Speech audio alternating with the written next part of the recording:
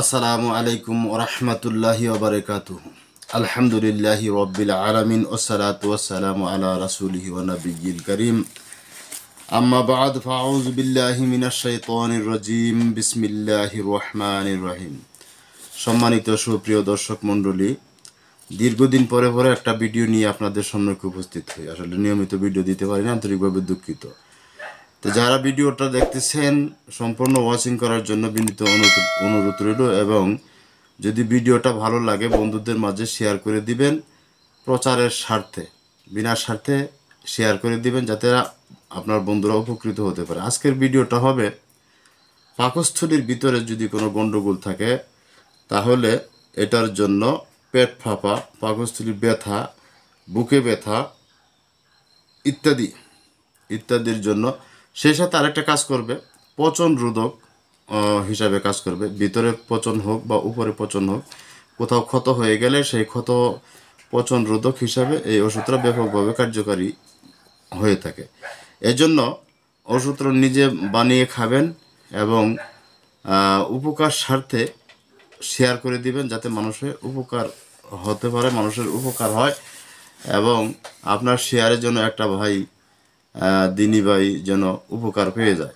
তো একেবারে সিম্পল ওষুধ, 10টা আইটেম দ্বারা, এই 10টা আইটেম দ্বারা এই ওষুধটা তৈরি করা হবে। কি কি আইটেম দ্বারা তৈরি করা হবে মূল আলোচনায় ফিরে যাব ইনশাল্লাহ।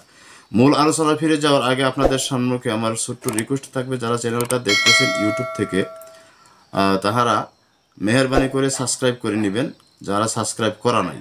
আর ইতিপূর্বে যারা সাবস্ক্রাইব করেছেন অসংখ্য ধন্যবাদ জানাই। এবং ফেসবুক থেকে যারা দেখবেন, আপনারা মেহরবানি করে ফলো করে দিবেন, আর অবশ্যই শেয়ার করে দিবেন। অনুমতি নেওয়ার জন্য শেয়ার প্রয়োজন হবে, আর আমার কাছ থেকে অনুমতি নিয়ে ইনশাল্লাহ ওষুধ তৈরি করবেন। যে ওষুধটা আপনাদের সম্মুখে নিয়ে উপস্থিত হইতেছি, এটা একেবারে সহজ, বানানো সহজ। 1 নম্বরে শুকনো পুদিনা পাতা, যেটা পুদিনা পাতা আমরা বাজারে কিনতে পাই। এই পুদিনা পাতা এনে ভালো করে পরিষ্কার করে ধুয়ে শুকাইয়ে নেবেন। এই পুদিনা পাতা দিবেন, শুকনো পুদিনা পাতা গুঁড়া দিবেন 160 গ্রাম।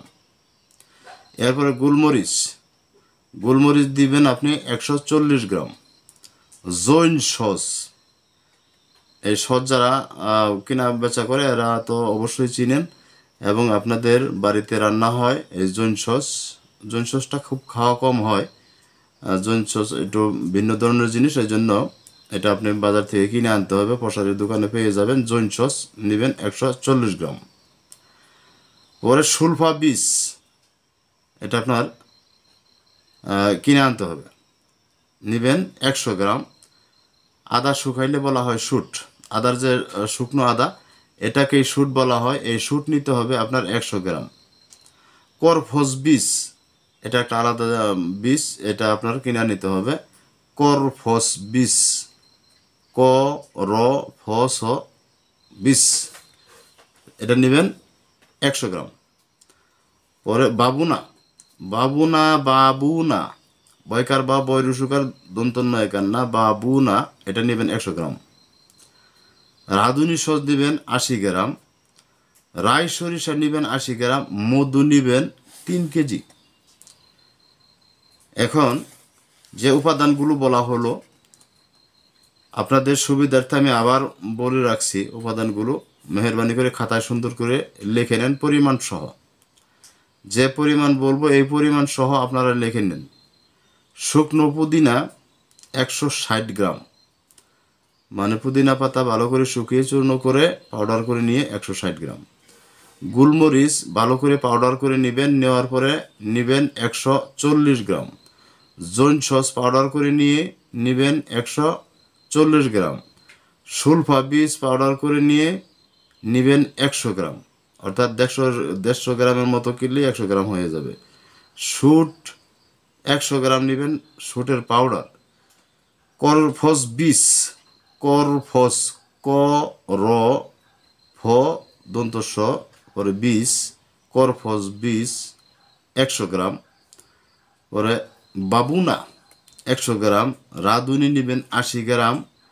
রাই সরিষা নেবেন 80 গ্রাম। এই হলো মূল ঔষধ। এর সাথে মধু মিক্সার করতে হবে 3 কেজি।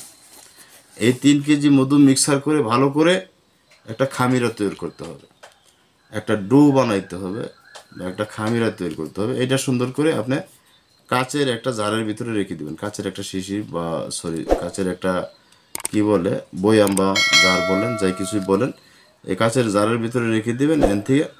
এখান থেকে আপনার মাত্রা হবে 5 থেকে 10 গ্রাম মাত্রায় এটা খাইতে হবে। বয়স অনুপাতে মাত্রা কম বেশি হতে পারে, তবে ছোট যারা বাচ্চা মানুষ আছে এদেরকে 5 গ্রাম দিবেন, আর যারা বড় মানুষ আছে যারা এদেরকে দিবেন 10 গ্রাম। এইটা খেতে হবে, একবার খেলেই চলবে। যদি রুগী ভার হয় বা জটিল হয় বা রুগী অনেক অসুবিধার হয় তাহলে 2বার দেওয়া যেতে পারে। এই ছিল আজকের ওষুধ।